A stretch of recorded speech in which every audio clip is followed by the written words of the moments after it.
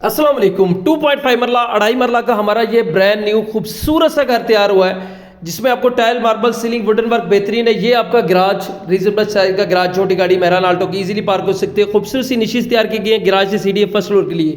ये इस घर का पहला वॉशरूम जो कि कमोड की ऑप्शन है। खूबसूरत सी टाइल वर्क का काम किया गया है। सिल्की ब्लैक मार्बल आपको सीढ़ियों पर मिलता है। प्लस अगेन लाउंज एरिया में आपको जो है वो 2x4 की टाइल फ्लोरिंग, सीलिंग की डिजाइन जबरदस्त और कंट्रास्ट से पेंट का काम किया गया है। एक सेपरेट सा आपका किचन मिलता है जो कि आप देख सकते हैं। कैबिन क्वालिटी यहाँ पर वो खूबसूरत सी रखी गई है।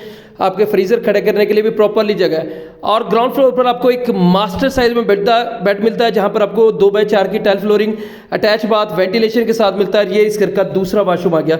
सिर्फ ही 27 लाख रुपए में आपको ये घर मिल जाएगा। Punjab park society, गज्जुमता, आहलू road, Lahore में घर वाक़ है। इस घर की तफसीलन वीडियो मेरे चैनल पे मौजूद है। पाक प्रॉपर्टी चैनल के नाम से यूट्यूब चैनल, वहां जाए मुकम्मल वीडियो जाकर देखें।